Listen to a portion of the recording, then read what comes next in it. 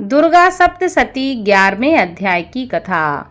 नमस्कार भाइयों बहनों और मित्रों, आप सभी का मेरे YouTube चैनल शुभकर माही अष्टो में स्वागत है। आज के इस वीडियो में सुनेंगे दुर्गा सप्तशती के 11वें अध्याय की कथा।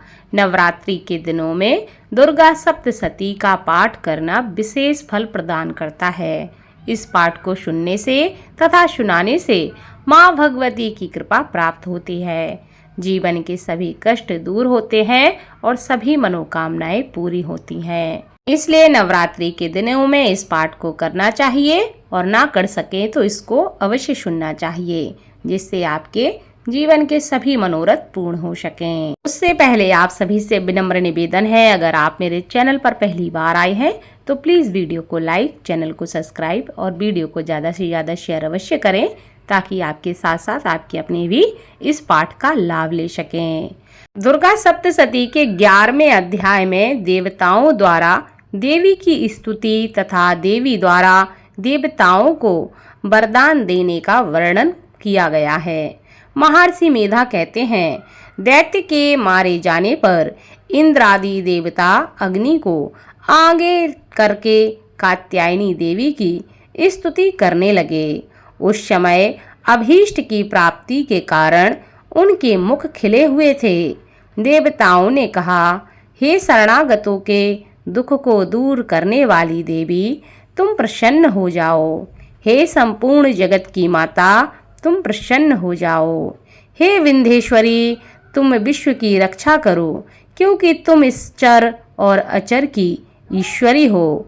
हे देवी, संपूर्ण जगत की आधार रूप हो, क्योंकि तुम पृथ्वी रूप में भी स्थित हो और अत्यंत पराक्रम वाली देवी हो। तुम विष्णु की शक्ति हो और विश्व की बीज परम माया हो, और तुमने ही इस संपूर्ण जगत को मोहित करके रखा है। तुम्हारे प्रसन्न होने पर ही यह पृथ्वी मोक्ष को प्राप्त होती है। हे देवी, संपूर्ण विद्याएं तुम्हारे ही भिन्न भिन्न रूप हैं। इस जगत में जितनी स्त्रियां हैं वह सब तुम्हारी ही मूर्तियां हैं। एकमात्र तुमने ही इस जगत को व्याप्त कर रखा है।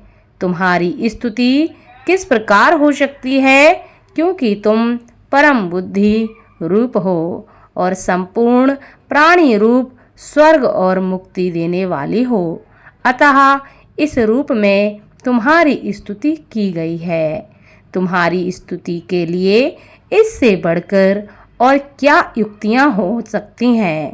संपूर्ण जनों के हृदय में बुद्धि रूप होकर निवास करने वाली, स्वर्ग तथा मोक्ष प्रदान करने वाली, हे नारायणी देवी, तुमको नमस्कार है। काला कष्टा आदि रूप से अवस्थाओं को परिवर्तित की ओर ले जाने वाली तथा प्राणियों का अंत करने वाली नारायणी, तुमको नमस्कार है। हे नारायणी, संपूर्ण मंगलों के मंगल रूप वाली, हे शिवे, हे संपूर्ण प्रयोजनों को सिद्ध करने वाली, हे शरणागत वत्सला, 3 नेत्रों वाली गौरी, तुमको नमस्कार है। सृष्टि, स्थिति तथा संहार की शक्ति भूता सनातनी देवी, गुणों का आधार तथा सर्व सुखमयी नारायणी, तुमको नमस्कार है। हे शरण में आए हुए शरणागतों को दीन दुखियों की रक्षा करने वाली, तत्पर संपूर्ण पीड़ाओं को हरने वाली, हे नारायणी, तुमको नमस्कार है। हे नारायणी, तुम ब्रह्माणी का रूप धारण करके हंसों से जुते हुए विमान पर बैठती हो तथा कुछ से अभिमंत्रित जल छिड़कती रहती हो, तुम्हें नमस्कार है। हे माहेश्वरी, रूप से त्रिशूल, चंद्रमा और सर्पों को धारण करने वाली, हे महावृषभ वाहन वाली नारायणी, तुमको नमस्कार है। मोरों तथा मुकुटों से घिरी रहने वाली, महाशक्ति को धारण करने वाली, हे कौमारी, रूप धारिणी निष्पाप नारायणी, तुमको नमस्कार है। हे शंख, चक्र, गदा, फर, श्रांग, धनुष रूप आयुधों को धारण करने वाली वैष्णवी शक्ति रूपा नारायणी, तुम तुम हम सब पर प्रसन्न हो जाओ। तुम्हें नमस्कार है, हे दांतों पर पृथ्वी धारण करने वाली 12 रूपणी कल्याणमयी नारायणी। तुम्हें नमस्कार है, हे उग्र नरसिंह रूप से दैत्यों को मारने वाली, त्रिभुवन की रक्षा में संलग्न रहने वाली नारायणी। तुम्हें नमस्कार है, हे मस्तक पर किरीट और हाथ में महावज्र धारण करने वाली, सहस्त्र नेत्रों के कारण उज्ज्वल वृतासुर के प्राण हरने वाली ऐन्द्री शक्ति, हे नारायणी। तुम्हें नमस्कार है, हे शिवदूती स्वरूप से दैत्यों के महामद को नष्ट करने वाली, हे घोर रूप वाली, हे महाशब्द वाली, हे नारायणी। तुम्हें नमस्कार है, दाढ़ों के कारण विकराल मुख वाली, मुंडमाला से विभूषित मुंड मर्दनी, चामुंडा रूपा नारायणी। तुम्हें नमस्कार है, हे लक्ष्मी, हे लज्जा, महाविद्या, श्रद्धा पुष्टि, स्वधा ध्रुवा, महारात्रि तथा महाविद्या रूपा नारायणी। तुम्हें नमस्कार है, हे मेधा सरस्वती, सर्वोत्कृष्ट ऐश्वर्य रूपिणी पार्वती, महाकाली, नित्यंता तथा ईश्वर रूपिणी ईश्वरी नारायणी। तुम्हें नमस्कार है, हे सर्वस्वरूप सर्वेश्वरी, सर्वशक्ति युक्त देवी, हमारी भय से रक्षा करो। तुम्हें नमस्कार है, हे कात्यायनी, तीनों नेत्रों से भूषित यह मेरा सौम्य मुख सब तरह के डेरों से हमारी रक्षा करें। तुम्हें नमस्कार है, हे भद्रकाली, हे ज्वालाओं के समान भयंकर, अति उग्र एवं संपूर्ण असुरों को नष्ट करने वाला तुम्हारा त्रिशूल हमें भयों से बचावे। तुमको नमस्कार है, हे देवी, जो अपने शब्द से इस जगत को पूरित करके दैत्यों के तेज को नष्ट करता है। वह आपका घंटा इस प्रकार हमारी रक्षा करे जैसे कि माता अपने पुत्रों की रक्षा करती है। हे चंडिके, असुरों के रक्त और चर्बी से चर्चित जो आपकी तलवार है वह हमारा मंगल करे। हम तुमको नमस्कार करते हैं।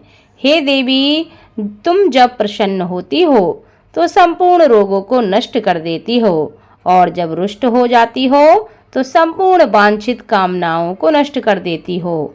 और जो मनुष्य तुम्हारी शरण में आते हैं उन पर तुम कभी भी विपत्ति नहीं आने देती, बल्कि तुम्हारी शरण में गए हुए मनुष्य दूसरों को आश्रय देने योग्य हो जाते हैं। अनेक रूपों से बहुत प्रकार की मूर्तियों को धारण करके इन धर्मद्रोही असुरों का तुमने संहार किया है। वह तुम्हारे सिवा कौन कर सकता था। 14 विद्याएं, 6 शास्त्र और 4 वेद तुम्हारे ही प्रकाश से प्रकाशित हैं। उनमें तुम्हारा ही वर्णन है। और जहाँ राक्षस, विषैले सर्प, शत्रुगण हैं, वहाँ और समुद्र के बीच में भी तुम साथ रहकर इस विश्व की रक्षा करती हो।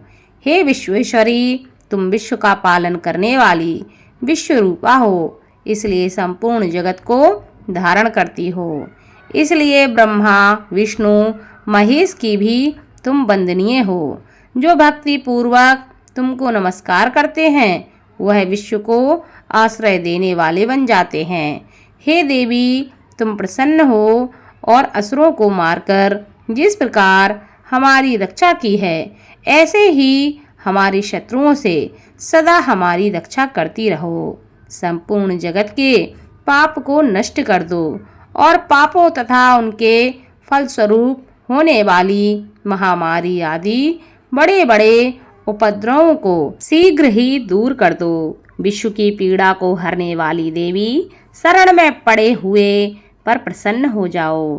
त्रिलोक निवासियों की पूजनीय परमेश्वरी, हम लोगों को वरदान दो। देवी ने कहा, हे देवताओं, मैं तुमको वर देने को तैयार हूँ। आपकी जैसी इच्छा हो वैसा वरदान मुझसे मांग सकते हो। देवताओं ने कहा, हे सर्वेश्वरी, त्रिलोकी के निवासियों की समस्त पीड़ाओं को तुम इसी प्रकार हरती रहो और हमारे शत्रुओं को इसी प्रकार नष्ट करती रहो। देवी ने कहा, वैवस्वत मनन्वंतर और 28वें युग में 2 और महाअसुर शुंभ और निशुंभ उत्पन्न होंगे। उस समय मैं नंद गोप के घर से यशोदा के गर्भ से उत्पन्न होकर विंध्याचल पर्वत पर शुंभ और निशुंभ का संहार करूंगी। फिर अत्यंत भयंकर रूप से पृथ्वी पर अवतीर्ण होकर मैं वैप्रचित्त नामक दानवों का नाश करूंगी। उन भयंकर महाअसुरों को भक्षण करते समय मेरे दांत अनार पुष्प के समान लाल होंगे। इसके पश्चात स्वर्ग में देवता और पृथ्वी पर मनुष्य मेरी स्तुति करते हुए मुझे रक्त दंतिका कहेंगे। फिर जब 100 वर्षों तक वर्षा न होगी तो मैं ऋषियों की स्तुति करने पर आयु निज नाम से प्रकट होंगी और अपने 100 नेत्रों से ऋषियों की ओर देखूंगी। अतः मनुष्य शताक्षी नाम से मेरा कीर्तन करेंगे। उसी समय मैं अपने शरीर से उत्पन्न हुए प्राणों की रक्षा करने वाले शाकों द्वारा सब प्राणियों का पालन करूंगी और तब इस पृथ्वी पर शाकंभरी के नाम से विख्यात होंगी। और इसी अवतार में मैं दुर्गे नामक महाअसुर का वध करूंगी और इससे मैं दुर्गा देवी के नाम से प्रसिद्ध होंगी। इसके पश्चात जब मैं भयानक रूप धारण करके हिमालय निवासी ऋषियों महर्षियों की रक्षा करूंगी, तब भीमा देवी के नाम से मेरी ख्याति होगी। और जब फिर अरुण नामक असुर तीनों लोकों को पीड़ित करेगा, तब मैं असंख्य भ्रमरों का रूप धारण करके उस महादैत्य का वध करूंगी। तब स्वर्ग में देवता और मृत्युलोक में मनुष्य मेरी स्तुति करते हुए मुझे भ्रामरी नाम से पुकारेंगे। इस प्रकार जब जब पृथ्वी राक्षसों से पीड़ित होगी, तब तब मैं अवतरित होकर शत्रुओं का नाश करूंगी। इसी के साथ दुर्गा सप्तशती के 11वें अध्याय की कथा संपन्न हुई। 12वें अध्याय की कथा आपको कल के अध्याय में सुनने को मिलेगी। धन्यवाद।